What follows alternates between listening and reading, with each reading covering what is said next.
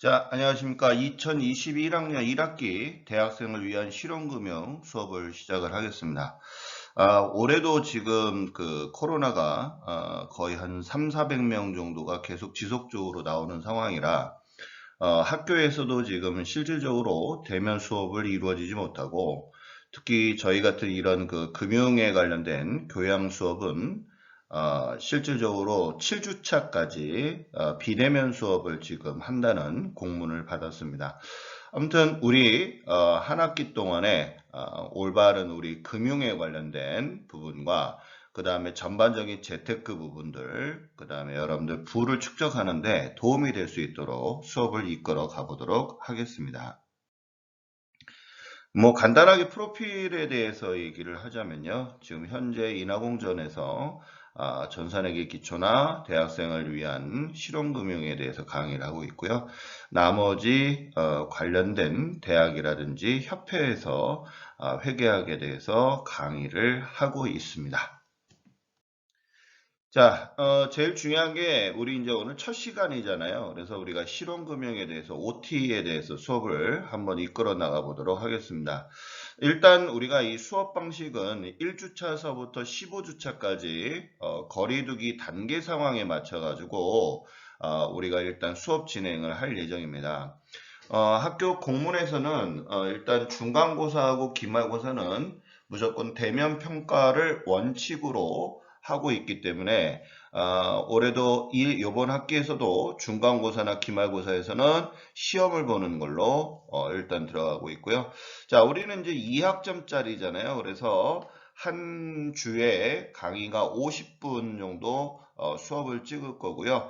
그 다음에 이제 매번 우리가 이제 과제물을 제가 이제 올리는데 그 과제물에 관련된 것도 매 점수를 부여를 할 겁니다. 그러니까 2점을 부여를 하는데 단 주제와 상관없는 그런 그 과제를 올리는 경우가 있어요. 물론 실수가 됐던 고의가 됐건 그런 부분은 결석 처리와 아울러서 과제 점수를 드리지 않습니다.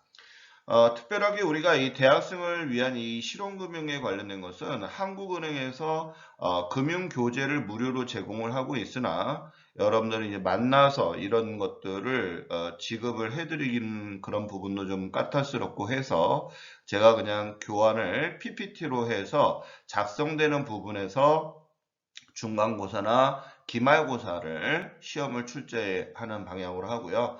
시험 전주가 되게 되면 시험에 대한 힌트라든지 이런 부분을 드려서 최대한으로 여러분들이 학점을 이수하는데 문제가 없도록 도와드리도록 하겠습니다. 다만 일단 우리 결석 좀 하지 마시고요. 수업만 열심히 들어주시게 되면 좋은 성적을 올릴 수 있을 거니까 잘 따라와 주셨으면 좋겠습니다. 자, 그 다음에 이제 매주마다 제가 과제문을 내드릴 건데 A4 용지에 한매 분량의 내용을 서술해서 좀 주셨으면 좋겠고 정말 좀 그 미운 학생들이 한 줄, 두 줄 이렇게 올리게 되면 이분들은 나중에 제가 감점 처리합니다. 결석으로 처리하는 그런 부분에 대해서 한 번, 두 번 이렇게 하게 되면 그냥 결석 처리해 버릴 겁니다. 그래서 그런 그 성의껏 과제물을 좀 작성을 해주시고, 우리가 이 금융이잖아요. 여러분들 이제 우리가 사실, 돈을 벌자 이런 그 개념들이 상당히 강하잖아요. 그래서 이런 수업을 하면서 실제로 지금 이런 경제 상황에 맞춰서 어떻게 해야지만 부를 얻을 수 있고 또 그런 부분의 위험적인 리스크 부분을 어떻게 우리가 헤쳐나가야 될 것인지 이런 계기를 통해서 뭐 배워보는 시간이니까 아마도 유익하고 좋은 시간이 되지 않을까라는 생각이 들어요. 자, 일단 글씨체는 10포인트로 하고요. 그 다음에 함초롱 바탕체로 했으면 좋겠고, 만약에 집안에 컴퓨터가 없는 사람들은 저번 학기에 보니까 글씨를 직접 썼어요. 그래가지고 그거를 찍어가지고 사진을 찍어서 저한테 보내준 경우도 있는데 다 그거 허용하도록 하겠습니다.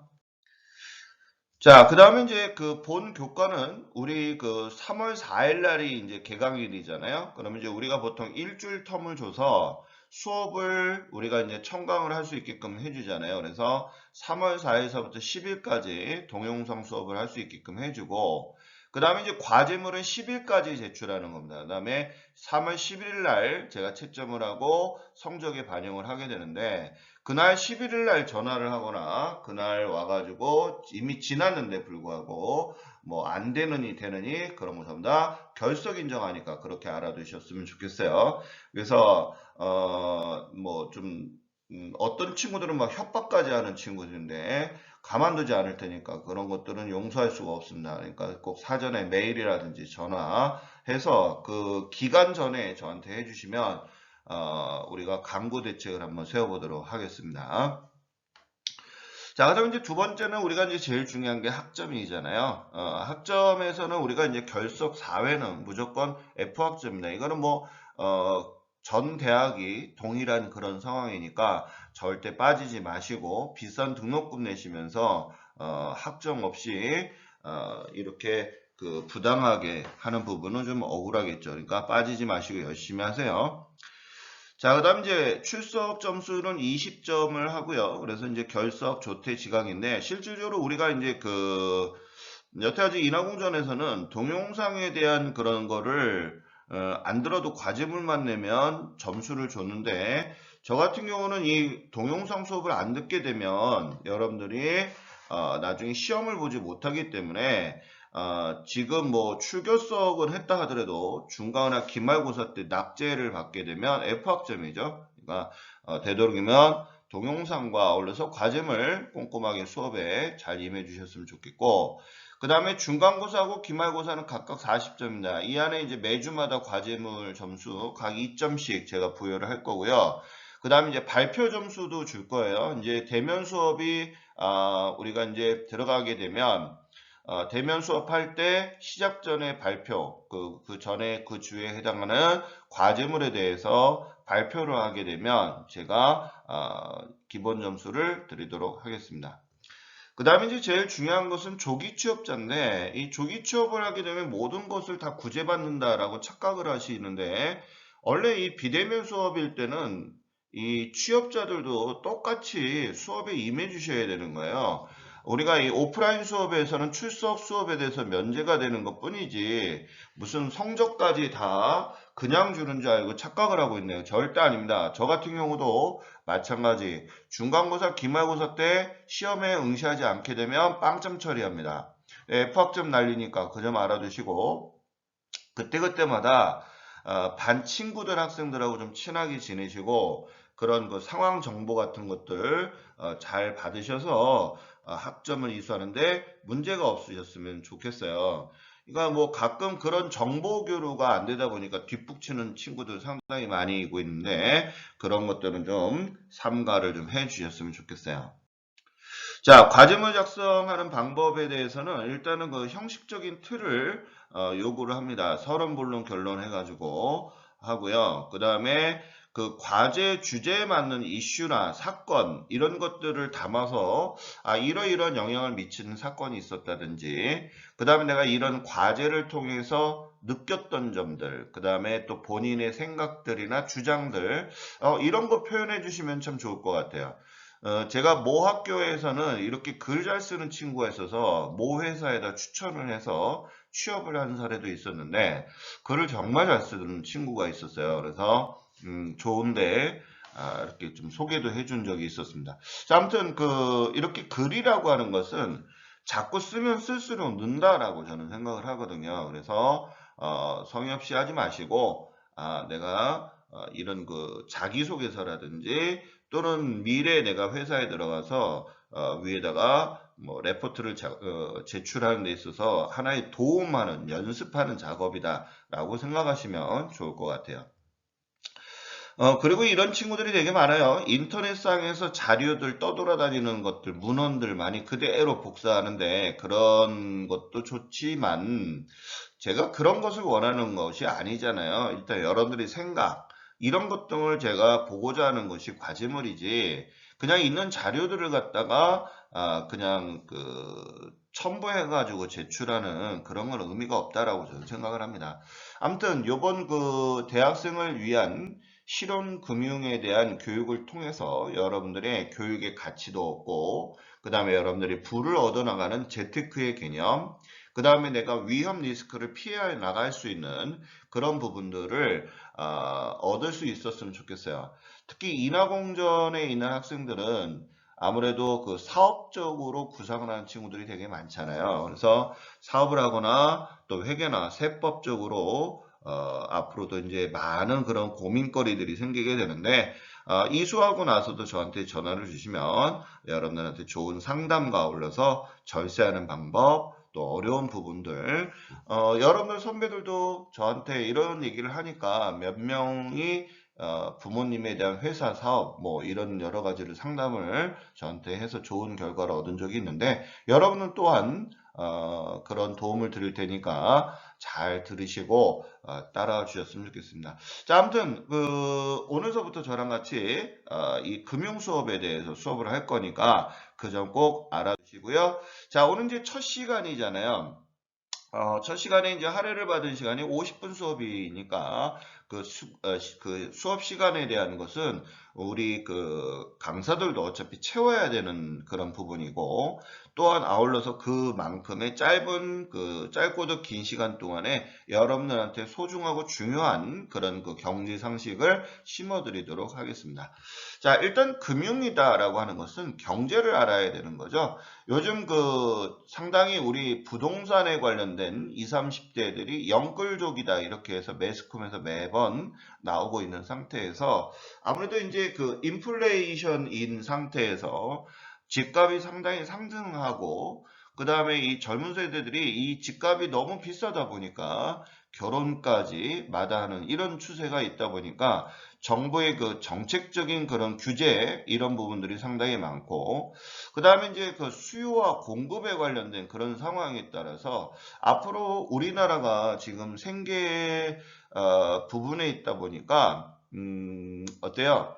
그 생산하는 인구들이 점점 줄죠. 그래서 지금 가뜩이나 고등학교를 졸업하고 대학을 진학하는 학생들이 작년하고 올해 한 12만 명이 줄었다 그래요. 올해도 수능에 한 4만 명 정도가 줄어서 이렇게 그 생산 인구가 절벽된다. 그러니까 우리가 뭐 결혼 자체도 안 할 뿐더러 이런 그 생산 인구들이 절벽인 상태이다 보면 이렇게 인구가 확 줄어드는 상태에서 집만 공급을 하게 되면 나중에는 일본도 지금 그 부동산의 버블이 빠지면서 제일 비싼 그 도쿄의 집들이 지금 공실로 남아있는 그런 상태가 되죠. 이런 부분들을 우리가 앞으로 잘 눈여겨보셔야 되겠죠. 자, 저는 그렇게 생각합니다. 얼마를 버느냐가 중요한 게 아니라 그 돈을 얼마큼 잘 짜임새 있게 쓰느냐. 이게 제일 가장 중요한 재테크의 기본이라 이렇게 생각을 하거든요. 자, 일단 저랑 같이 먼저 우리가 본 주제가 대학생을 위한 실용금융인데 이 금융에 관련된 것을 알려면 경제의 기본적인 상식을 좀 알아야 될 것 같아서 제가 이 경제 관련된 그런 강좌들을 좀 해드리고 그때그때마다 우리 현 상황에 맞는 뭐 주식이라든지 부동산 그 다음에 채권 뭐 이런 부분들에 관련된 상식들을 하나씩 우리가 배워가면서 부를 얻을 수 있는 방법을 제가 수업을 해드리도록 하겠습니다. 자, 목표는요, 경제와 선택에 대한 개념을 설명을 할 거고요. 그 다음에 수요와 공급에 대한 설명을 할 거예요. 자, 먼저 우리가 이제 가장 중요한 것이 경제를 우리가 알려면 가장 중요한 것이 이제 선택에 대한 그런 부분들이 생기거든요. 자, 우리 사파를 보게 되면 두 남자가 지금 여자한테 청혼을 하고 있는 것 같아요. 하나는 조약돌을 가지고 청혼을 하는 경우가 있고, 그 다음에 또 하나는 다이아몬드 같이 희소성이 있는, 값어치가 있는 그런 부분으로 둘이 청혼을 합니다. 자, 여러분들이 여자라면 어떤 거를 선택하시겠어요? 그쵸? 자, 그 선택하는 것에 따라서 여러분들이 부가 달라진다는 것이 바로 경제학입니다. 그래서 이 경제학에서 가장 중요한 것이 선택서부터 이루어집니다. 자, 우리 한번 들어볼게요. 뭐 일단 경제다라고 하는 것은 뭐 집안 살림을 잘하다. 뭐 우리 예전에는 저도 이제 결혼해서 저희 집사람이 살림을 하고 제가 월급을 갖다 주면 그걸로 이제 생활을 하는 그런 상황이 됐었는데 요즘 참 먹고 살기 힘들어졌어요. 그래서 이제 둘이 맞벌이를 하면서 살고 있는데 자, 아무튼 이렇게 둘이서 살아가면서 벌은 소득을 가지고 짜임새 있게 저축도 하고 생활비도 하고 또 집도 늘려가고 뭐 이런 생활을 하죠. 자, 아무튼 이런 집안 살림을 얼마만큼 잘하냐 이렇게 보는 것이 이제 경제다 이렇게 보는 거고 국가도 마찬가지죠. 세수 확보를 해서 우리 사회 전반에 있는 공공재라든지 또 국민들이 편안하게 살 수 있는 국방, 치안 모든 그런 부분에 관련돼서 전반적인 관리를 하는 것도 하나의 국가 경제다 이렇게 볼 수가 있죠. 우리가 이 동양 사상에서 보게 되면 세상을 다스리고 백성을 구제한다 이런 부분이 이제 경제다라고 얘기를 하는데 이처럼 우리가 이 재화나 서비스를 만들고 그 다음에 그 만드는 것을 분배하고 서로 나눠 쓰는 거죠. 그 다음에 그런 부분에 대한 활동들을 우리가 체계적으로 질서나 제도, 조직적인 그런 부분을 통해서 우리가 활용되는 것을 경제다라고 보죠. 그러면 우리가 뭐 예전 같은 경우에는 그런 정보력이 없으니까 뭐 대량 생산을 했다가 재고가 많이 쌓여서 문을 닫고 뭐 이런 부분들이 있는데 요즘엔 너무나 정보들이 신속하게 막 움직이고 그 다음에 우리 공장 같은 경우도 ERP 시스템으로 돼서 재고가 각 지사에 몇 개가 남아 있는지 그 다음에 진행률 또 완성도 이런 것 등을 쉽게 볼 수 있다 보니까 신속하게 움직이는 그런 부분들이 많이 있죠. 자, 그래서 우리가 이런 부분에 관련된 것들을 우리가 이제 경제라고 하는데 그 경제에 관련된 것들을 한번 보도록 하겠습니다. 일단 제일 중요한 것이 제일 중요한 게 뭐예요? 내가 가진 것 안에서 최소의 투자로 최대 효과를 얻을 수 있는 것이 무엇이냐? 이게 가장 중요한 경제학의 가장 기본적인 거 아니겠어요? 일단 중요한 것은 남이 어떻게 되었는가 그 피드백하는 부분이 가장 중요한 거죠. 그래서 일단 사회 경제 현상에 대한 것을 우리가 어떻게 돌아가는지 그런 부분을 이해할 수 있어야 돼요. 요즘 인플레이션이다 보니까 생활 필수품들에 대한 야채, 채소값이 장난 아니게 비쌉니다. 가끔 제가 마트를 가서 대파 한 단을 보니까 5천 원 가까이가 돼요. 어우, 너무 비싸죠? 파 한 단이 그렇게 비싸다는 거예요. 그러면 그런 부분에 있을 때 어떤 경제 현상이 일어나는가 이런 것들도 알아야 되겠고요.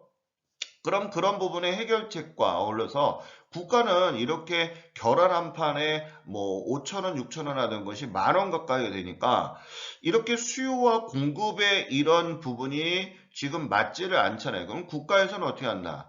자, 이렇게 가격이 오르면 국민들이 어떻게 돼요? 생활고가 힘들어지는 거잖아요. 소득은 한정적인데 불구하고 물가가 이렇게 올라가게 되는데 국가가 뒷짐지고 있다? 이건 문제가 있는 거죠. 그러면 어떻게 한다? 외국으로부터 수입을 해야 돼서 어느 정도 가격을 맞춰주는 역할을 해줘야 되겠죠. 이처럼 이렇게 위기를 극복하고 기회를 활용할 수 있게끔 해주고 그 다음에 이런 경제 문제들 같은 경우를 체계적인 이해와 해결을 통해서 접근할 수 있는 그런 부분들을 마련하는 것이 중요하다라고 볼 수가 있겠습니다.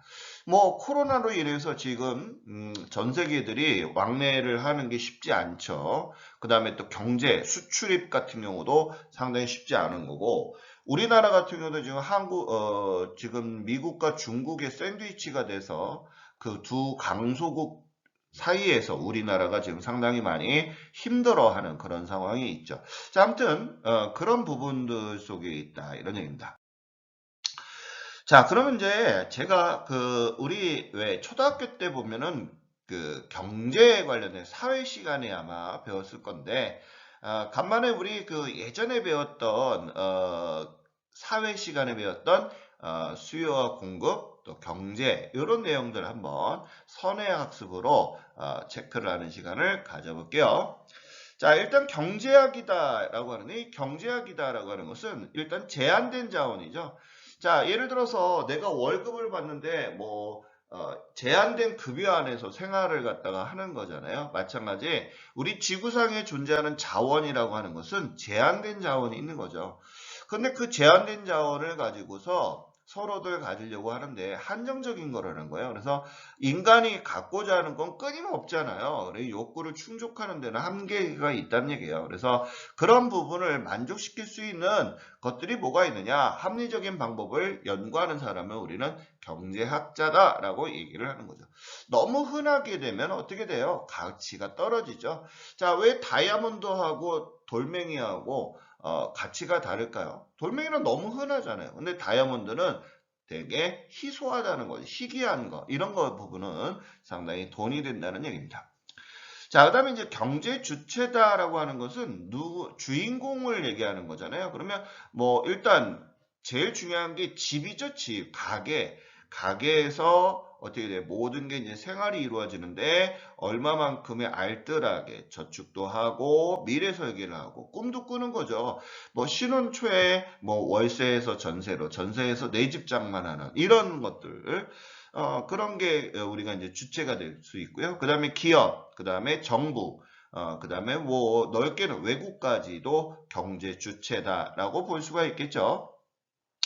그러면 우리가 이런 그 경제 활동은 뭐예요? 일단 소비하는 거나 사고 팔고, 그 다음에 또 만들어내는 기업도 있어야 되겠죠. 그래서 가장 중요한 게 사고 팔고 만들고 이런 활동이 바로 경제 활동이다라고 보시면 되겠죠.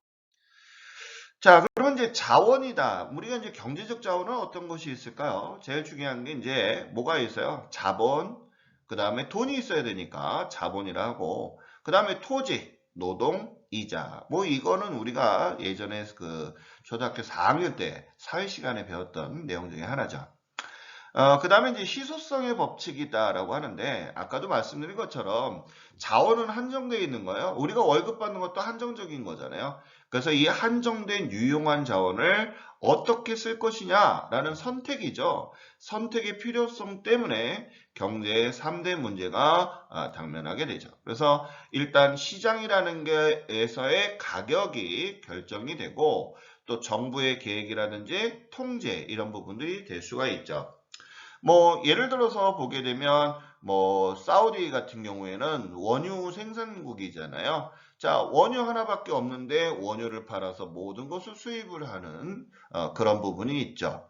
일단 우리나라에서 공장을 만들어서 생산했을 때 전 세계에 경쟁력이 없으면 그만큼 국가에서는 손실을 보는 거고, 국가의 경쟁력 있는 것을 키워가지고 우리 나라의 제품들을 우리가 팔아가지고 어떻게 하는 거예요? 비싸게 팔아서 이득을 취하는 그런 부분이 상당히 중요하겠죠.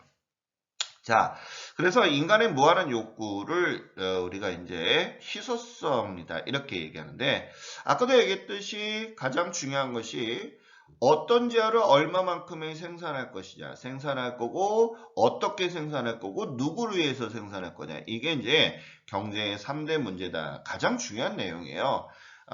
얼마만큼 생산하고 어떻게 생산할 거고 누구를 위해서 할 것이냐, 이게 이제 가장 중요한 내용을 토대로 해서 생각을 해야 되고, 이런 것 등을 사고를 가지고서 앞으로 여러분들이 경제 활동을 하시게 되면 상당히 많은 기획과 아울러서 내가 위기를 잘 관리할 수 있는 능력이 키워진다는 거 알아두셨으면 좋겠습니다. 자, 그러면 이제 어떤 선택을 해야 우리가 최대 효과를 얻을 수 있을까? 뭐 이런 얘기잖아요. 뭐 일단 제일 중요한 게 최대 다수의 최대 행복이다. 뭐 사실 이 경제학의 목표이긴 하지만 이게 쉽지는 않은 거죠. 모두가 다 행복하다.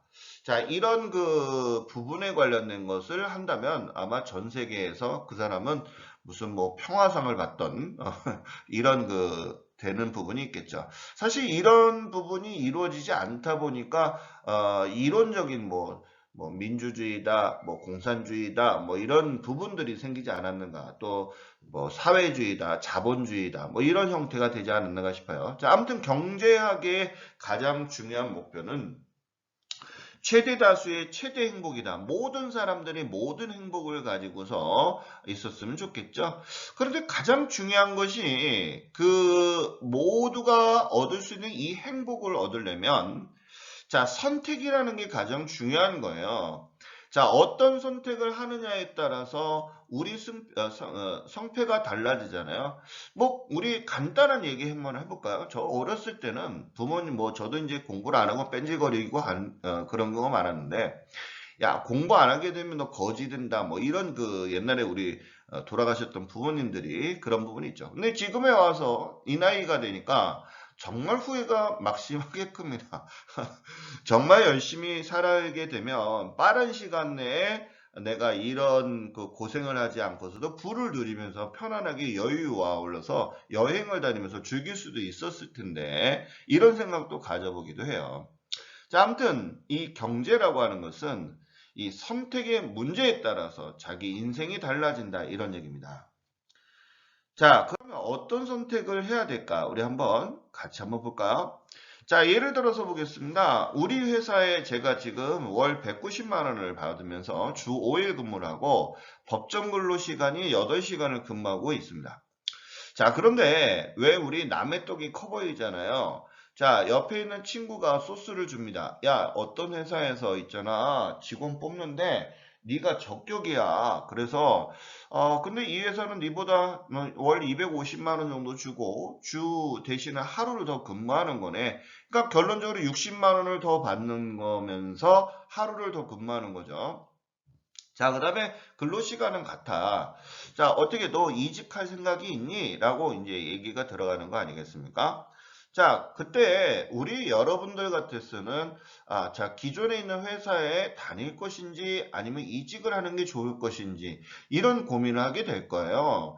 단순하게 내가 월급만 보고서 이직을 할 것인지 아니면 그 회사의 비전, 그 다음에 동료들 관계, 뭐 여러 가지 복합적인 것들을 우리가 아울러서 보고 나서 내가 회사에 남을 것인지 아니면 이직할 것인지에 대해서 우리는 합리적인 선택을 하게 될 것입니다. 안 하게 되면 우리가 후회도 하게 되고 또 후회가 없으려면 내가 만족할 만한 내가 정말 후회 없는 그런 선택을 하시는 게 좋겠죠. 자, 그러면 이런 합리적인 선택을 하려면 분명히 이런 그 선택에 의해서 얻는 편익이 있을 것이고 또 그에 관련된 기회비용들이 생기게 될 것이라고 저는 보는데요. 자, 일단은 가장 중요한 게 내가 포기함으로써 상실되는 기회비용 이런 거 있잖아요. 그거보다 내가 얻는 것이 더 많아야지만 사실 우리가 선택을 잘했다라고 볼 수가 있는 거잖아요. 그게 이제 합리적인 의사결정을 했다라고 보는 거거든요. 그래서 이런 부분에 관련된 것들을 잘 선택을 해야 우리가 정말로 얻고자 하는 것이 아닌가 이런 생각이 들어요. 자, 아까도 말씀드린 것처럼 이 편익이라고 하는 게 60만 원만큼의 월급을 더 많이 받는다. 하지만 하루를 더 나가다 보니까 여가 시간이 없어지는 거죠. 이틀을 쉬게 되는데 하루만 쉬게 되니까. 하지만 적은 월급이란 얘기예요. 이 여러분들은 어떤 선택을 하시겠냐 이런 얘기예요. 아무래도 이런 부분에 찬반이 상당히 갈라지지 않을까라고 생각이 듭니다. 그죠? 어떤 사람은 우리가 왜 그런 얘기 하잖아요. 선진국 이랬더니 버는 것보다는 여행을 많이 다니는 그런 부분인데 우리나라에서는 많이 버는 것이 선진국이다. 뭐 이런 얘기, 이 바라보는 시각의 차이도 다를 뿐더러 각각의 느끼는 점도 다를 거라고 봅니다. 자, 그러면 우리가 이제 보통 경제학에서는 선택의 학문이다 이렇게 얘기를 해요. 아까 우리 방금 전에 이런 것들도 우리가 사실 선택이잖아요. 그래서 윤리학자들 입장에서는 어떤 것이 옳은 것이냐, 옳고 그름을 따지는 게 사실은 윤리학자죠. 우리가 왜 도덕적인 관점에서 사람을 죽였어요. 이건 분명히 잘못된 거죠. 그죠? 자, 선행을 했어요. 정말 이건 마음에서 우러나서 박수가 나와야 되는 부분. 즉, 어느 것이 옳고 그른가에 따라서 가치에 대한 선택을 하는 것이 사실 이 윤리학자의 기준이다라고 보는 것이고, 그 다음에 이제 정치가들 입장에서는 국민의 지지를 어떻게 해야지만 더 받을 수 있는가. 이런 부분들이 상당히 중요하단 말입니다. 그 다음에 이제 예술가적인 입장에서는 어떤 것이 더 예술적이고 더 아름다운 것이냐. 자, 이 바라보는 시각의 선택이 다르다는 얘기입니다. 그래서 그 선택하는 기준이 얼만큼 효율적이고 경제적인가를 우리는 선택하는 것에 가장 중요하다라고 볼 수 있는데, 일단 우리가 이 경제학에서는 최소의 비용으로 최대의 어떻게 돼요? 효과를 얻는다, 이익을 얻는다. 이게 경제학의 가장 근본적인 지붕이다라고 볼 수 있는 근본 사상이죠. 최소의 비용으로 최대 효과를 얻는다. 이게 이제 사실 경제성의 논리 중에 가장 으뜸이 아닌가 이런 얘기예요. 그래서 이 경제학에서는 최소의 비용으로 최대 효과를 얻는 그런 부분이 가장 중요한 선택의 기준이지 않나 이런 생각이 듭니다. 자, 페이지가 넘어가 버렸는데요. 자, 여기에서 이제 보게 되면 제일 중요한 것이 뭐가 있겠어요? 일단 구워 먹고 뭐 이런 부분, 찌개도 중요하고 라면도 중요한데, 자, 일단 뭐 메뉴를 선택을 한번 잠깐 보시게 되면 바베큐도 있고 또 김치찌개도 있고 라면 뭐 이렇게 있는데, 물론 다 먹었으면 좋겠어요. 그런데 사실 야외 나가서 다 먹기는 좋겠지만 아무래도 이 자원적인 한정, 왜 이런 짐들을 한 끼마다 다 이렇게 먹나면 아마 많이 짐도 쌓아야 될 거고 비용도 만만치 않으니까 한정되어 있는 그런 예산을 가지고서 우리가 캠핑을 가서 즐기는 거잖아요. 그러다 보니까 아무래도 이 예산 부분에 한정이 있다, 한계성이 있다 이런 얘기예요. 그러다 보니까 모두 먹을 수 없죠. 여러분들 같은 경우는 무엇을 선택하겠어요? 저는 바베큐 삼겹살을 구워 먹고 싶어요. 그죠? 야외에서 구워 먹게 되면 얼마나 맛있습니까? 소주도 취하지도 않고, 그죠? 자, 하지만 이런 부분을 다 먹지 못하는 그런 아쉬움이 있죠. 그래서 이런 부분을 우리는 희소성이다 이렇게 얘기를 하는 거죠. 자, 그래서 우리가 이 바베큐 같은 경우에 많은 사람들의 그 통계치를 보니까 만족도 10이 나왔어요. 10점 만점에 10점 이렇게 들어가는 거죠. 그러다 보니까 이 바베큐를 선택하는 사람이 가장 많고, 나머지 이제 김치찌개라든지 라면 이런 사람들 중에서 아무래도 이제 그 뭐 만족도 6점, 3점 이렇게 나와서 참 뭐 김치찌개하고 뭐 라면 이런 것들은 그냥 포기하는 거죠. 자, 아무튼 이런 부분에 대해서 우리 용어들 잠깐 좀 볼게요. 희소성이라는 얘기는 우리가 희귀한 거잖아요, 말 그대로. 그래서 이런 부분, 갖고 있는 부분이 희귀한 그런 유한성을 갖는다 이런 얘기가 바로 희소성이고, 기회비용이다라고 하는 것은 무슨 얘기예요? 자, A하고 B하고 둘 중에 하나를 선택을 하게 돼야 되는 그런 상황에서 A를 선택을 한다. 예를 들어서 한번 볼까요? 냉장고를 자 A라고 봤을 때 냉장고의 가격은 100만 원이고, 자 B는 이태리 타월, 자 떼수건이다 라고 한번 해봅시다. 자 2,000원짜리예요. 그럼 여러분들은 100만 원짜리를 선택하시겠습니까? 아니면 2,000원짜리를 선택하시겠어요? 당연히 100만 원짜리지. 2,000원짜리 선택한다는 사람은 제가 보기에는 좀 약간 그 정신적인 문제가 있는 사람이 되겠죠. 웃자고 한 얘기입니다. 자, 그래서 우리가 실질적으로 냉장고를 선택을 하면 100만 원 선택을 하고 나머지 2,000원에 대한 떼수건에 대한 것을 우리는 포기하는 거죠. 그러면 이때 포기함으로써 2,000원에 대한 가격은 우리가 상실되는 부분인데, 이것을 우리는 기회비용이다라고 얘기를 하는 것이죠. 자, 그다음에 이제 매몰 비용이다라고 하는 것은 묻혀버린 거예요. 예를 들어서 제가 자 건물을 샀는데 10년 전에 10억을 주고 샀다. 그런데 지금 현재는 20억이 된다. 그러면 지금 자 10년 전에 10억이라고 하는 것은 역사 속에 묻혀버린 거잖아요. 그런 것을 우리는 매몰 비용이다라고 얘기를 하는 거예요. 그러면 10억 가지고 그런 건물을 살 수가 없죠. 그죠? 그런 것을 역사 속에 묻혀버렸다. 이런 것을 우리는 매몰 비용이다. 이렇게 보시면 되겠어요. 자, 자유제다 이런 얘기는 무슨 얘기냐면 누구나 다 쓸 수 있는 거예요. 희소하는 게 아니죠. 자, 우리가 지금 숨 쉬고 있는 거 뭐 하는 거예요? 산소, 이산화탄소, 자, 햇빛, 공기 이런 거는 누구나 공짜로 쓸 수 있는 거잖아요. 이런 것들은 우리가 이제 자유제다 이렇게 보는 것이고, 경제제다 이렇게 경제제 이렇게 얘기하는데, 이런 것들은 대가가 필요한 거예요. 자, 오늘 내가 치킨이나 피자를 먹고 싶다. 뭐가 있어야 돼? 돈이 있어야 되잖아요. 그렇죠? 뭐 내가 물을 갖다 한 잔 먹더라도 당연히 돈이 있어야 되는 그런 부분. 즉, 대가가 필요한 것을 우리는 뭐라고 하느냐면 경제재다. 이렇게 얘기하는 것이고. 그 다음에 이제 우리가 공공재다라고 하는 것은 국가가 국민의 편익을 위해서 세수 확보한 돈으로 무료로 이용할 수 있게끔 해준 것을 우리는 사실 공공재다라고 얘기하는 거거든요.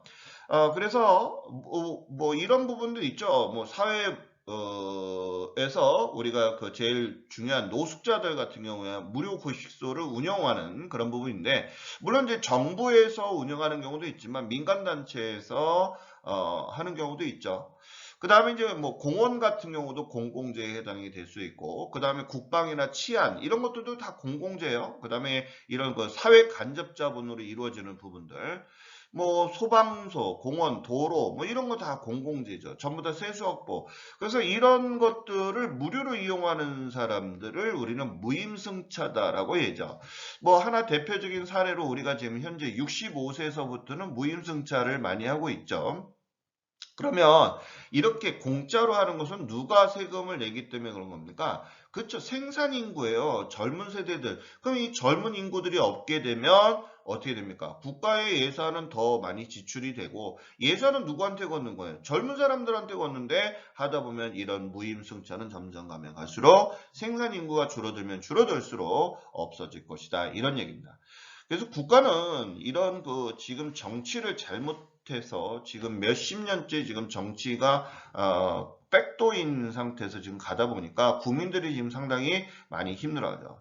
이런 뭐 부동산의 버블이라든지 이런 걸로 인해서 젊은이들한테 기회를 자꾸 뺏어가는 이런 형태가 돼버리고 있잖아요. 자, 아무튼 이런 부분이 정말 여러분의 소중한 한 표로 인해서 잘못된 부분은 고쳐나가는 그런 정치가 이루어져야 된다고 저는 봅니다. 자, 아무튼 이런 공공재 부분이 국방이나 경찰, 소방, 공원, 도로 이런 것들을 우리가 국가에서 만드는 거잖아요. 이런 걸 우리는 공공재다. 이런 것들을 재화 서비스라고 하죠. 자, 그다음에 잉여 이런 얘기가 나는데, 잉여라고 하는 것은 초과되거나 남는 이런 얘기예요. 그래서 소비자가 남는 이런 얘기고, 생산자가 남는 이런 것을 우리는 소비자 잉여다, 생산자 잉여다라고 얘기하는 거예요. 그래서 소비자가 얻게 되는 이득을 우리는 소비자 잉여다 이렇게 얘기를 하는 것이고, 그 다음에 만드는 사람들, 즉 생산자가 우리가 얻는 이득을 갖다가 우리는 생산자 잉여다라고 얘기를 하는 거죠. 그래서 우리가 이 소비자 잉여 같은 경우에는 지불한 용의가 있는 금액에서 실제로 지불한 금액을 뺀 거, 그것을 우리는 이제 소비자 잉여다라고 하는 거고요. 그 다음에 생산자 같은 경우는 물건을 만들 때 나는 이 정도는 받아야 돼 라고 1,000원 정도는 받아야 돼 라고 하는데, 실제로 내가 받은 금액, 자 받은 금액은 자 1,300원을 받았다. 그럼 내가 300원만큼 비싸게 파는 꼴이 된 거죠. 자, 이렇게 생산자가 얻는 이득을 우리는 생산자 잉여다라고 보는 것이죠.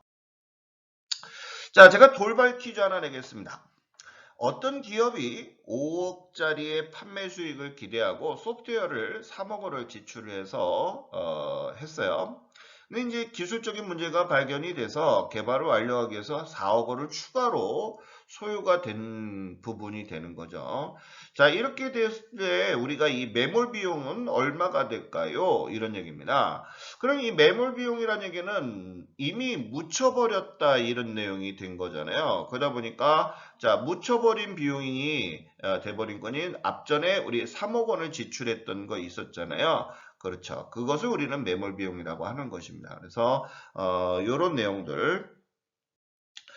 자, 그 다음에 이제 두 번째 우리 수요와 공급의 개념으로 한번 들어가 보도록 하겠습니다. 자, 우리가 이제 먼저 시장의 마켓에 대해서 좀 알아야 되겠죠? 시장 그러면 모르는 사람 아무도 없어요. 자, 우리 수요하고 공급이 이루어지는 그런 장소가 우리 시장이다 이렇게 얘기하는 거죠. 즉 사고 팔고 하는 데가 이제 우리가 시장 마켓이다 이렇게 되는 거예요. 그래서 이런 장소라든지 기구 이런 것들은 뭐 이제 마켓이다 이렇게 얘기하는데 자 일단 거래라고 하는 것은 뭐가 있어요? 가장 중요한 게 대상이 있어야 되겠죠. 사는 사람이라든지 또 뭐가 있어요? 팔려는 사람들이 있어야 되겠죠. 그 다음에 또 이렇게 사고 팔고 하는 부분 이런 걸 우리 이제 거래라고 얘기하고 그 거래가 어디에서 이루어진다? 자 이렇게 정형화된 그런 부분 시장 이런 것들을 얘기하는 거죠. 뭐 요즘에는 이렇게 오프라인 오른쪽에 이렇게 그 과일들 싸놓고 하는 마트 같은 오프라인 그런 그 시장이 있고 그 다음에 이제 인터넷상에서 서로 간에 주고받는 쇼핑몰 같은 경우들 많이 있죠. 자 이런 거 전부 다 인터넷 시장이라고 얘기하는 것처럼 시장은 인터넷이나 오프라인 온라인 오프라인 다 존재하고 있다. 자, 그러면 이제 시장 경제에 대해서 우리가 이제 사유재산, 우리가 이제 자본주의 국가에서는 사유재산 제도를 인정하고 있죠. 그래서 실질적으로 우리가 이제 아까도 경제 주체가 크게 세 가지로 봤을 때 가계, 기업, 정부 이렇게 있잖아요. 그래서 가계에서는 기업이 맞는 것들을 소비하고 그 다음에 그 맞는 것들을 갖다가 어떻게 돼요? 구입할 때 돈에 대해서 대금을 지출할 것이고 그럼 이제 기업에서는 만들어서 판매하고 이윤을 얻은 것, 그 부분에 대해서 국가로부터 국가한테 세금을 우리가 납부하게 될 것이고, 그 다음에 또 개인, 집안에서 있는 사람들은 근로자로서 소득을 얻게 되면 근로소득에 관련된 납세 의무를 하게 되고, 그러면 이 정부에서는 이렇게 가계나 기업으로부터 세금을 얻은 그 부분에 대해서 자 어떻게 한다? 세수 확보를 한 것을 가지고 공공재를 만들게 되고 이렇게 이 주체의 3대 주체가 움직이면서 하나의 사회가 형성이 되고 그 사회가 하나의 국가의 기틀이 만들어지게 되는 거죠. 자, 이런 것들을 우리 이제 시장 경제다라고 얘기를 하는 것입니다. 그래서 우리가 이 시장 경제의 가장 큰 주체가 누구냐라고 하게 되면 세 가지 가계, 기업, 정부라는 사실 꼭 알아두셔야 되겠죠. 자, 그러면 일단 우리가 이제 수요와 공급에 관련된 내용들을 제가 설명을 할 건데 왜 그러냐면 앞으로 제가 이 수업 시간에 수요와 공급의 논리가 모든 경제의 가장 중요한 밑바탕이 되는 사상이 됩니다. 여러분들이 앞으로 그 투자를 해서 수익을 창출하려고 하더라도 가장 기본적인 것이 수요와 공급의 현상을 잘 이해를 해야지만 여러분들이 재테크를 하는 기본이 될 수 있기 때문에 그렇습니다. 자, 그러면 저랑 같이 한번 그 부분에 관련된 것을 한번 배워보도록 하자고요. 자, 일단 우리가 실질적으로 수요와 공급에 관련된 거 한번 볼게요. 자, 수요라고 하는 것은 뭐예요? 사고자 한다. 내가 욕구죠? 살려고 하는 욕구를 얘기하는 거예요. 그래서 일정 기간 동안에 우리가 내가 사고자 한다 이런 얘기예요. 그런 부분이 있는 욕구와 매입할 수 있는 능력을 갖추는 사람을 유효수요자다라고 얘기하는 것이고 그 다음에 잠재적인 그런 사람들 있잖아요. 자, 내가 사고는 싶어도 능력이 안 되는 사람들 그런 사람이 있겠죠. 자, 그러면 우리가 그런 사람을 잠재적 수요자다 이렇게 얘기하거든요. 앞으로 이제 예비할 수 있는 그런 사람들. 자, 그래서 실질적으로 이렇게 매입하고자 하는 욕구하고 능력을 갖춘 사람을 우리는 유효 수요자다 이렇게 얘기하고 그 다음에 앞으로 사고 싶어 언젠가 사고 싶어 이런 얘기죠. 그죠? 이런 사람은 우리는 잠재적 수요자다 이렇게 해서 크게 수요자를 두 가지로 구분을 짓고 있다. 자, 그래서 우리가 실질적으로 이런 얘기가 있어요. 진호가 이거 호빵을 마트에 가서 10개를 사려고 마트를 갔습니다. 그런데 실질적으로 마트에서는 호빵을 6개밖에 안 파는 거예요. 그러면 6개만 있어서 6개를 사서 다 먹었어요. 그러면 실질적으로 우리가 수요량이라고 하는 필요로 하는 양은 총 몇 개다? 10개가 되는 거지만 실제로 구매한 양은 사후적인 것은 몇 개다? 6개다. 이렇게 해서 수요량이라고 하는 그 사전적 개념에서의 량과 실제 사후적 개념의 구매량은 같아질 수도 있지만 달라질 수도 있다. 이런 얘기입니다. 그래서 우리가 이 유효 수요는 사전적 개념으로 해서는 의도된 양이다. 즉 수요량 이런 얘기인데 실질적으로 우리가 필요로 하는 것을 소요, 니즈라고 얘기를 하잖아요. 그래서 이런 부분에 관련된 내용들을 토대로 해서 한번 들어가 보겠습니다. 자, 이렇게 해서 우리가 수요량에 관련된 것을 배웠었고요. 그 다음에 이제 유량에 대한 것과 저량에 대한 개념에 대한 것을 좀 배워보도록 하겠습니다. 자, 유량이라고 하는 것은 무슨 얘기냐면 우리가 일정 기간에 우리가 생기는 부분을 유량이다 이렇게 얘기하고 저량이다라고 하는 것은 그 시점을 얘기해요. 우리가 이 스톡이다라고 하는 게 이제 주식이다 이런 얘기도 있지만 고여 있는 이런 얘기입니다. 그래서 스톡이다라고 하는 것은 보는 순간이거든요. 그래서 이 유량과 저량, 유량이라는 얘기는 플로우라고 하는 게 흘러가는 거잖아요. 그래서 그 양을 하려면 언제서부터 언제까지, 몇 시서부터 몇 시까지 흐른 양, 뭐 이렇게 보는 거기 때문에 일정 기간을 우리는 이제 유량이다 이렇게 보는 거고, 그 다음에 저량이다라고 하는 건 가둬놓은 상태, 멈춰진 상태를 우리는 스탑 이렇게 얘기를 하는 거죠. 저량. 그래서 우리가 월급은 1월 1일부터 30일까지 내가 근무한 거에 대한 소득을 월급이잖아요. 연소득 마찬가지 생산량, 총생산량 이런 것들을 우리가 유량의 개념이다 이렇게 보는 것이고 저량이다라고 하는 것은 그냥 나와 있는 숫자를 보는 거예요. 자, 지금 뭐 부천의 인구수, 뭐 인천의 인구수 이렇게 보는 거죠. 자산 가치, 또 외환 보유가 얼마냐, 통화량, 뭐 재산이 얼마냐, 뭐 이런 부분이죠. 자, 뭐 예를 들어서 소득 이런 얘기는 유량에 해당이 되는 거죠. 자, 지금 뭐 2020년에 당신의 소득 연봉은 얼마였습니까? 그러면 한 1년도간의 소득을 얘기한 거니까 유량의 개념으로 접근한 거니까 우리가 이제 유량이다 이렇게 보시는 거고 그 다음에 지금 미추홀 구에 있는 뭐 인구가 몇 명입니까? 뭐 1억 명, 뭐 이런 식으로 한 건 저량이다. 이렇게 우리가 이제 볼 수가 있는 거죠. 자, 그 다음에 이제 우리가 그 용어에 대한 개념 좀 볼게요. 수요라고 하는 것은 사고자 하는 사람이에요. 자, 의도나 욕구. 그 다음에 수요량이라고 하는 것은 양을 얘기하는 거죠. 사고자 하는 양. 자, 미치는 거. 뭐 제일 중요한 게 가격이죠. 가격. 자, 이 그래프 하나 볼까요? 자, 사려는 사람이 되게 많다라고 한번 볼게요. 자, 여기 밑에 우리가 이제 돼지고기라고 썼는데 사람이라고 볼까요? 자, 가격이 높아요. 자, 한 근에 15,000원씩 한다. 그럼 너무 비싸니까 어떻게 돼요? 사려는 사람이 적죠. 그죠? 왜냐하면 우리가 버는 우리가 월급에 금액이 있는데, 그쵸?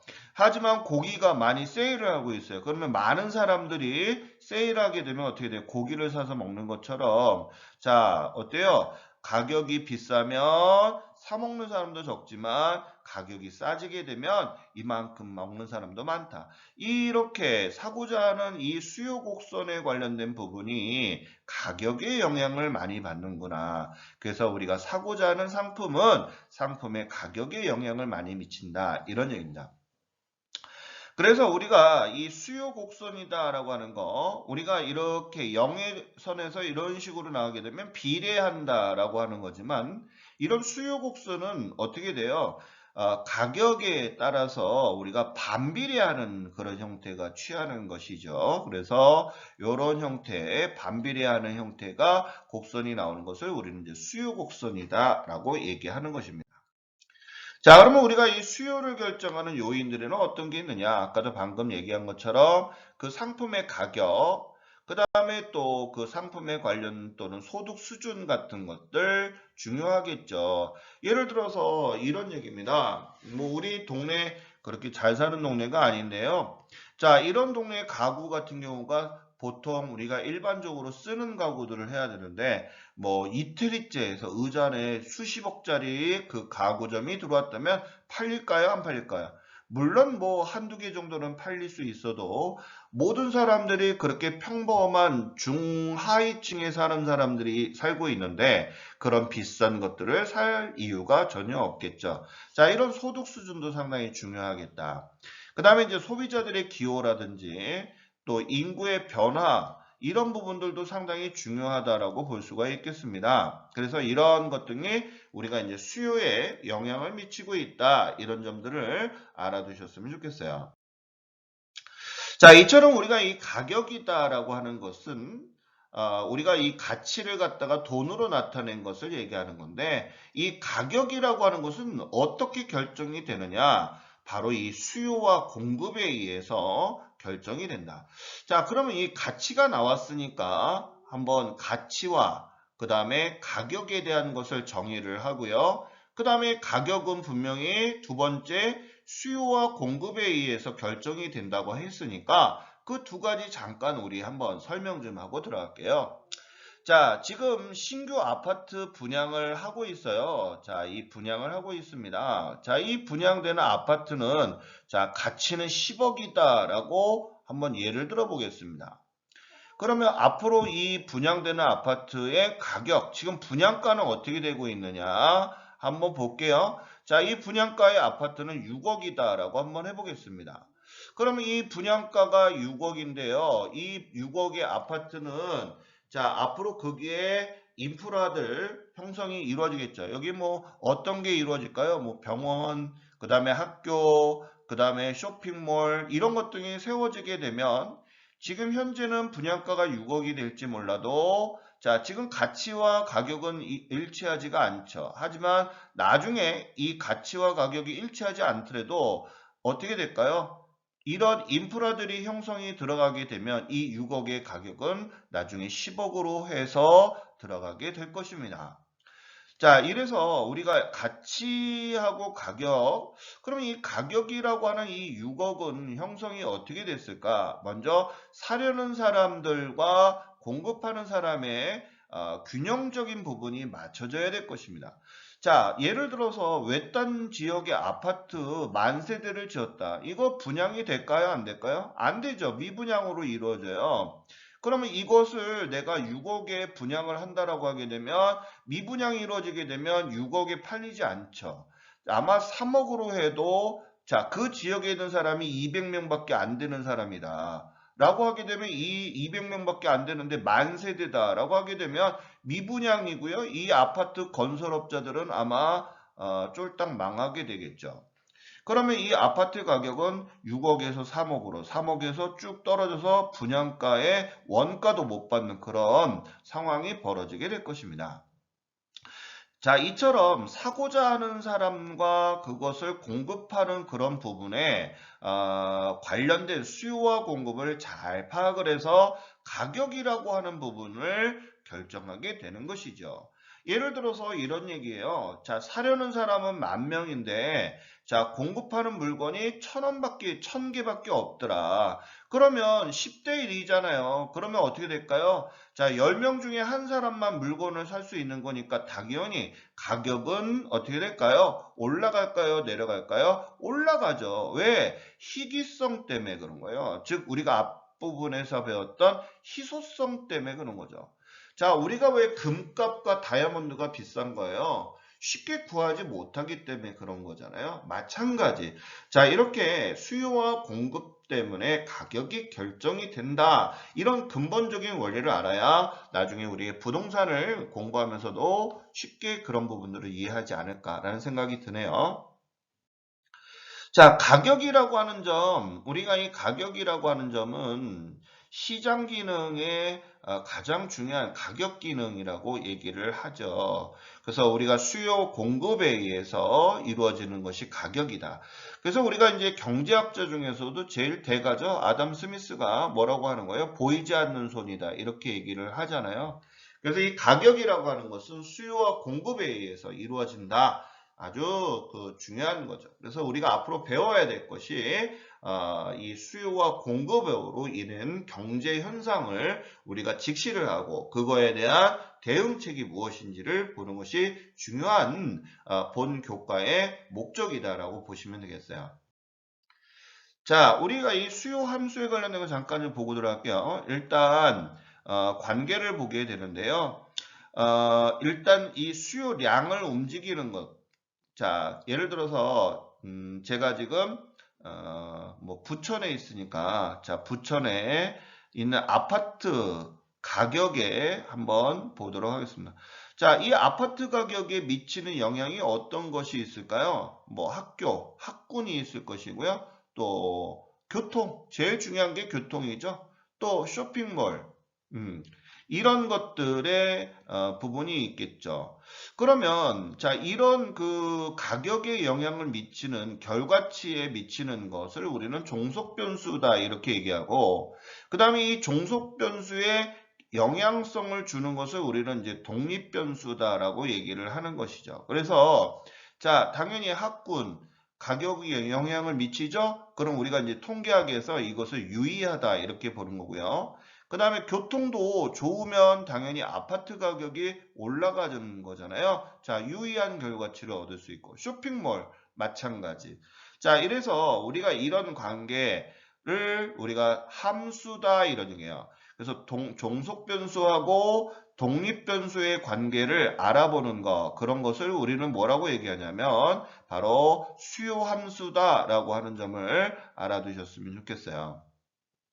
그러면 이렇게 아파트의 수요 변화, 가격, 자 가격에 대해서 우리가 이제 보게 되면 자 이 가격이라고 하는 거와 가격 이외라고 하는 부분이 있죠. 자, 이 가격에 영향을 받는 거예요. 근데 가격 이외의 것이 뭐가 있을까? 소득이라든지 인구 이런 부분.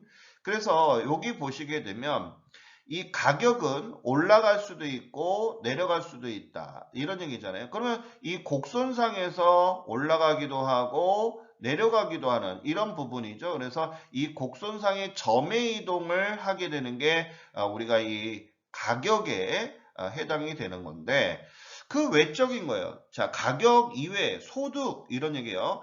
소득에 의해서 예를 들어서 월급을 많이 받는 사람들은 자, 외식비도 많아질 것이고 그 다음에 소득이 적은 사람은 그만큼 외식도 줄어들잖아요. 이런 것들도 가격 이외의 거죠. 그 다음에 인구가 많아지게 되면 그쪽에 아파트들도 많을 것이고 자, 소득도 시장도 잘 활성화가 되겠죠. 그러니까 이렇게 두 가지 형태로 구분을 짓는다는 거예요. 수요 변화는 첫 번째는 가격, 두 번째는 소득이나 인구 이렇게 들어가죠. 그래서 이렇게 수요의 변화를 일으키는 거. 그래서 우리가 우하향한다. 자, 그 다음에 좌상향한다. 이렇게 얘기하는 거거든요. 그래서 이 곡선 자체가 움직이는 것은 우리가 가격이 아니라 소득이나 인구, 정치, 뭐 규제, 법 이런 것들로 인해서 움직이는 현상들 이것을 우리는 수요의 변화다라고 보는 것이고 그 다음에 이런 가격에 의해서 움직이는 것들 이것을 우리는 수요량의 변화다라고 해서 이렇게 가격에 의해서 움직이는 것은 점의 이동을 움직이게 되고 이렇게 곡선 자체가 움직이는 부분이 바로 이 수요의 변화다라고 볼 수가 있겠습니다. 자, 이처럼 우리가 이 수요 법칙이다라고 하는 것은 가격에 따라서 움직이는 거잖아요. 그래서 가격에 따라서 어떻게 될까요? 임대료 부분을 한번 볼까요? 가격이 올라가 버렸어요. 자, 그러면 요즘에 1인 세대들 많이 있죠. 자, 월세가 되게 많이 비싸게 되면 내가 독립하고 싶어도 독립하지 못하잖아요. 그럼 월세에 사는 그런 부분이 어떻게 될까? 떨어지게 되겠죠. 자, 요즘 이제 한동안 저금리였어요. 지금은 이제 그 기준금리는 낮지만 시중금리가 상당히 높아 있는 상태죠. 한동안 몇 년 전서부터 어떻게 해요? 금리가 낮아요. 1%대밖에 안 되다 보니까 자, 대출해서 2% 가지고 하게 되면 그냥 어떻게 돼요? 내가 독립해서 따로 그 독립세대를 구성해서 사는 사람들 많았죠. 그래서 임대 부분에 관련돼서 자 임대 부분에 관련돼서 어떻게 돼요? 가격에 따라서 많이 결정이 됐었죠. 그래서 자 가격이 높아지게 되면 사려는 사람은 떨어지게 되는 반비례 형태를 취하고 있었죠. 반대로 가격이 떨어지면 사려는 사람이 많아지는 그런 형태가 됐다. 자, 우리 수요의 변화의 가격 변화의 요인을 한번 잠깐 보면 그 안에는 대체제나 보완제, 또 독립제 이런 것 등이 있죠. 예를 하나 들어볼까요? 이제 뭐 콜라 사이다 탄산음료 좋아하는데 자 예를 들어서 콜라 가격이 확 올라가 버렸어요. 그럼 여러분들 맛있는 콜라 못 먹잖아. 그러면 우리가 탄산음료 탁 쏘는 그런 맛 자 대체할 수 있는 게 뭐가 있었죠? 사이다가 있었잖아. 그죠? 그러면 우리가 아파트하고 이런 그 사이다를 빌라라고 한번 예를 들어 보자고요. 자, 아파트 가격이 막 올라가요. 왜냐하면 우리가 사실 실질적으로 아파트가 가격이 되잖아요. 돈이 되잖아요. 빌라보다는 아파트가 더 사실은 가치가 더 높게 이루어지는 현상이 있죠. 그러면 아파트 가격이 막 천장직으로 올라가다 보면 너무 비싸서 사지 못해서 수요량은 떨어지는 반면에 그거보다 한 단계 낮은 빌라를 사려는 사람들이 계속적으로 늘어나게 된다는 얘기예요. 그러면 빌라도 한정돼 있는 자원이기 때문에 그 빌라 자체도 가격이 뭐가 된다? 올라간다. 이게 바로 대체제라는 거예요. 그래서 실질적으로 자, 가격과 수요량이 같은 방향으로 움직이는 것을 우리는 대체제다 이렇게 얘기를 하는 것이고, 그 다음에 우리가 이 보완제다라고 하는 것은 어떤 것이 있느냐 하면 둘 다 소비가 되는 거예요. 뭐 커피와 설탕, 또 주택과 택지, 택지라는 얘기는 땅을 얘기하는 거거든요. 땅이 있어야 집을 짓잖아요. 그래서 자, 커피 가격이 올라가요. 그러면 당연히 수요량은 떨어지게 되겠죠. 그러면 자, 주택 가격이 올라가니까 사람이 사지 않는단 말이에요. 그럼 집값도 자, 집을 원하는 사람이 어떻게 될까요? 떨어질 수밖에 없어요. 그럼 땅값도 떨어질 수밖에 없다.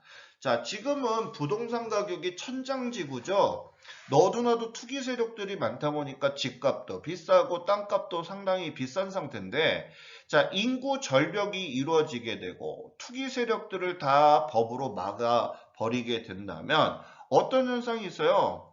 공급으로 과잉이 되는 상태가 있다. 그럼 빈집이 늘어난다. 그럼 자, 집이 너무 많은데 누가 집 짓겠어요? 그 땅에? 그럼 땅값도 떨어진다는 얘기죠. 자, 그런 부분의 현상이라는 게 보완제다 이런 얘기예요. 그 다음에 독립제라는 형태, 된장이나 고추장 같은 경우죠. 이건 뭐 가격 영향에 전혀 영향을 받지 않는 그런 부분이죠. 뭐 된장 고추장은 가격이 올라가든 인플레든 디플레든 상관없이 우리가 꼭 먹어야 되는, 우리 대한민국 사람은 뭐 된장 고추장 김치 같은 거 꼭 먹어야 되는 그런 부분이잖아요. 자, 우리가 이런 그 소득의 변화 이거에 대해서 한번 보자고요. 자, 이거는 가격 이외의 거죠. 그죠? 자, 소득이 증가해요. 그러면 당연히 어떻게 될까요? 외식도 많이 하겠죠. 우리 옛날에 왜 한동안 개그의 그 유행어가 있죠. 많이 벌게 되면 소고기 사 먹지 뭐 이런 얘기 하는 것처럼. 그쵸? 자, 아무튼 소득이 증가하면서 수요량도 늘어나는 수요가 변하게 되는 것 같은 방향으로 움직이는 것을 우리가 이제 정상제다 이렇게 보는 거고요.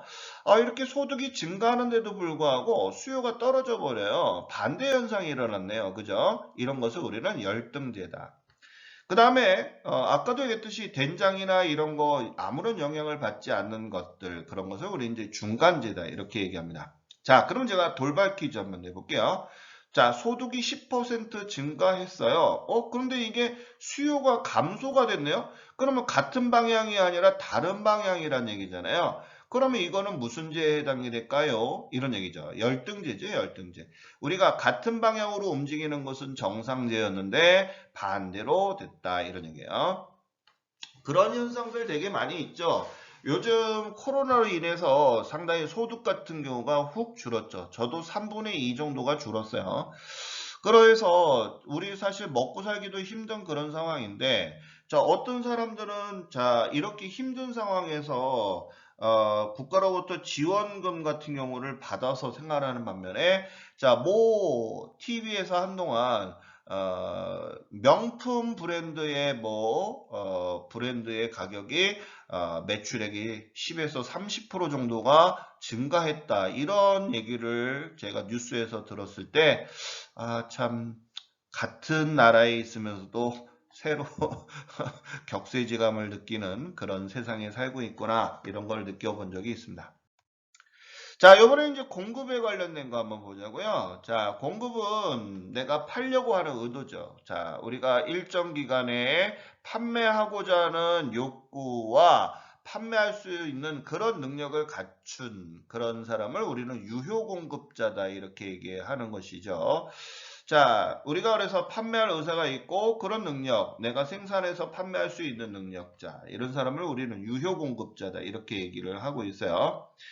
자, 그러게 되면 이렇게 실질적으로 한번 보자고요. 이 아파트의 공급 변화에서도 두 가지가 있죠. 하나는 가격에 영향을 받는 거와 하나는 자, 가격 이외의 거. 이렇게 소득이나 인구 이렇게 부르면 돼요. 자, 이렇게 가격에 따라서 하는 것은 아까도 얘기했듯이 점에 이동을 한다. 이렇게 했어요. 자, 가격이 올라가게 되면 이런 얘기예요. 자, 공급은 판매하는 사람이잖아요. 예를 들어서 볼게요. 제가 아파트 짓는 건설업자예요. 자, 아파트 가격이 올라가요. 그러면 내가 건설업자라면 아파트 많이 짓겠어요? 적게 짓겠어요? 많이 짓죠. 왜냐하면 비쌀 때 우리가 판매를 해야 그만큼 비싸게 팔 수 있잖아요. 우리 왜 그런 얘기 하잖아요. 물 들어올 때 노져라 이런 얘기처럼. 근데 아파트 가격이 떨어져 버려요. 그럼 당연히 건설업자가 아파트 짓겠어요? 안 짓죠. 왜? 남는 게 없으니까 이런 얘기예요. 그래서 이렇게 우리가 가격이 올라가게 되면 가격이 상승하게 되면 자 공급량도 같이 늘어나 버린단 말이에요. 그러다 보니까 공급은 어떤 형태가 되는 거예요? 비례 형태가 내려가는 거죠.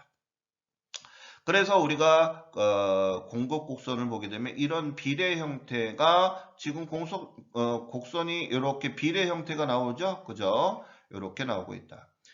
자, 이래서 우리가 이 소득이라든지 인구 이런 거에 따라서 곡선 자체가 움직이는 이런 형태가 돼버리는 것은 우리가 공급의 변화다 이렇게 얘기하고 양의 변화는 가격이다 이런 점을 좀 알아두셔야 돼요. 그래서 공급의 변화는 곡선 자체가 이동이 된다. 어떤 걸로? 소득이나 인구에 따라서 이런 얘기죠. 뭐 예를 들어서 잘 사는 사람들 같은 경우가 어때요? 그런 사람들은 뭐 이렇게 뭐 불량적인 그런 음식물이라든지 이런 거보다는 양보다는 좀 질적인 것을 즐기는 사람들이 의외로 많을 수가 있고 또 뭐 명품이라든지 이런 것들을 선호하는 경우들이 많이 있잖아요. 그죠? 뭐 그래서 그 뭐 강남 같은 경우는 샵들이 어떤 거돼요? 압구정이라든지 뭐 서초구 쪽에 있는 샵들을 보게 되면 다 고가의 브랜드 상품들이 입점이 되어 있는 것을 알 수가 있죠. 뭐 거기는 월세가 뭐 장난 아니죠. 1억 단위가 넘어가는 형태가 월세로 되고 있는데 우리 뭐 부천 같은 데 월세 1억 넘어가는 데가 어디 있어요? 없죠. 자, 그런 상황입니다. 자, 공급 법칙 볼까요? 이렇게 가격과 아울러서 공급량이 같이 비례하는 거죠. 자, 가격이 올라가면 그만큼 건설업자들도 많이 짓게 되는 것이고 반대로 아파트 가격이 떨어지게 되면 건설업자들도 마찬가지 아파트를 짓지 않습니다. 왜냐하면 지어봐야 미분양이 되고 그 다음에 팔리지도 않을 뿐더러 가격도 내가 남는 게 없다면 굳이 안 하죠. 여러분들 입장을 바꿔놓고 생각해 보세요.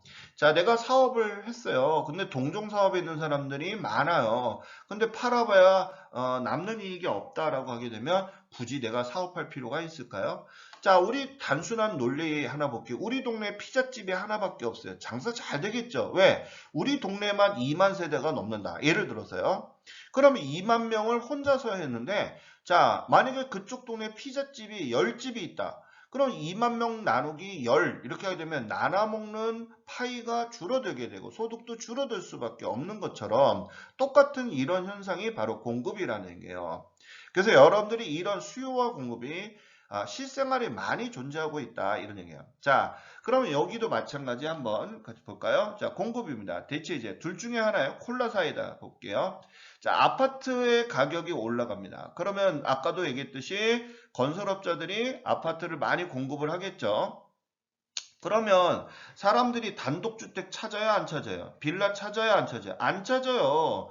그러면 이런 단독주택은 한동안 어떻게 될까요? 없어요, 거의. 그러면 어떻게 돼요? 자, 공급하는 양이 아예 없어지니까 희소성을 갖는 거죠. 그럼 가격은 나중에 어떻게 될까요? 그런 걸 원하는 사람들은 가격이 올라갈 수밖에 없다. 그래서 이렇게 다른 방향으로 흘러가는 거죠. 지금 아파트와 단독주택이. 그런 것을 우리는 대체관계, 대체제다 이렇게 얘기하는 것이고 보완제다라고 하는 것은 설탕과 커피의 관계인데 자 아파트 가격이 막 올라갑니다. 그럼 당연히 택지, 그 땅도 당연히 가격이 뛸 수밖에 없죠. 같은 방향으로 흐르는 게 바로 보완제다. 이렇게 보는 거고 독립제는 아무런 영향이 없는 것들을 독립제다.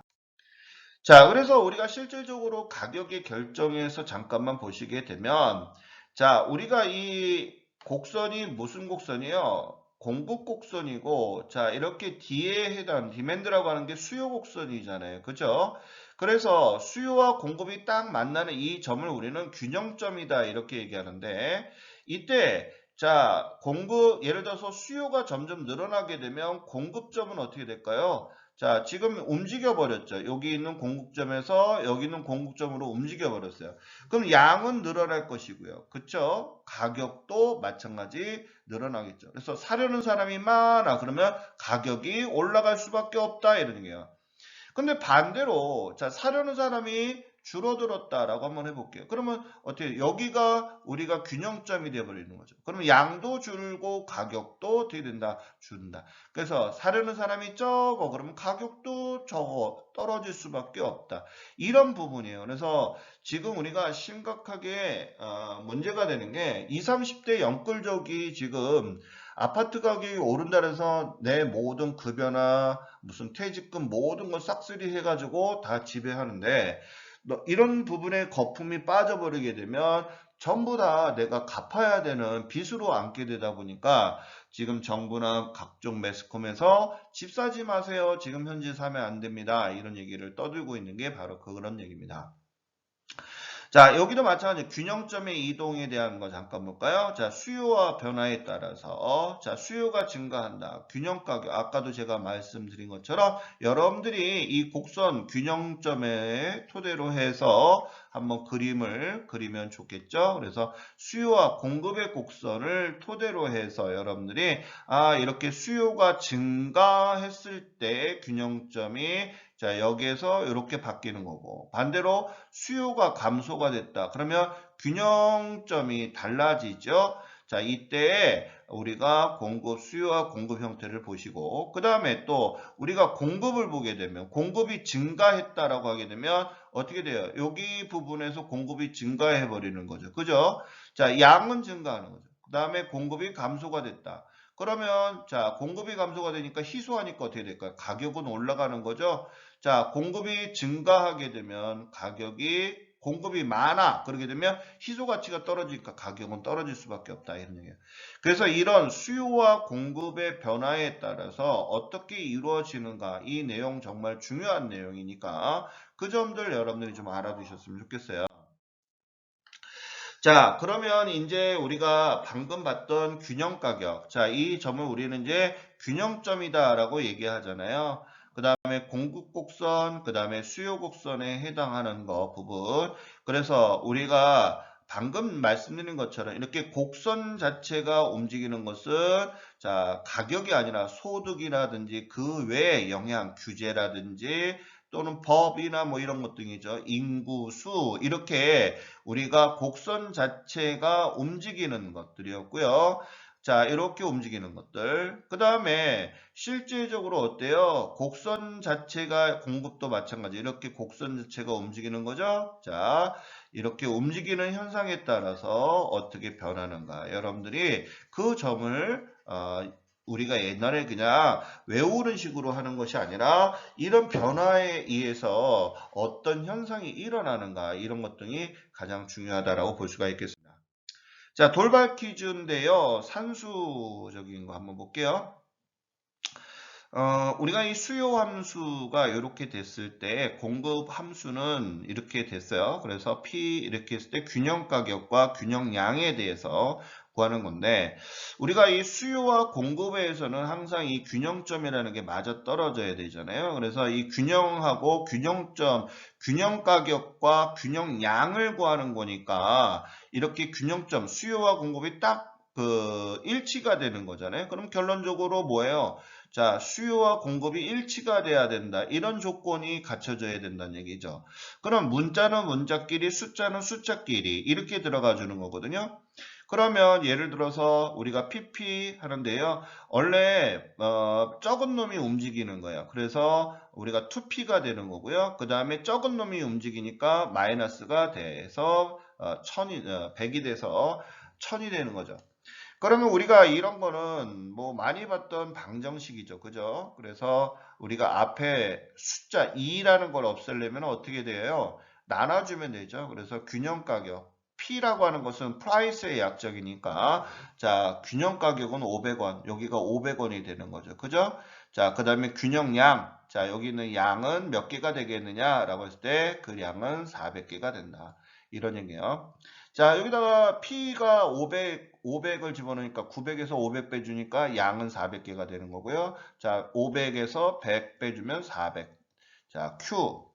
자, 그래서 우리가 수량은 400개가 된다. 이런 부분이죠. 자, 이런 내용들의 가장 기본적인 것들을 토대로 해서 하게 되면 한 지역에 내가 피자집을 차리든 중국집을 차리든 이 세대수하고 내가 어느 정도에 맞춰서 한 사람당 어느 정도를 공급할 수 있다. 이런 것들을 우리가 느껴볼 수가 있다. 이런 얘기입니다. 자, 오늘 첫 시간인데 수업하시느라 수고 많으셨고요. 또 다음 수업 시간에 뵙도록 하겠습니다. 자, 수고하셨습니다.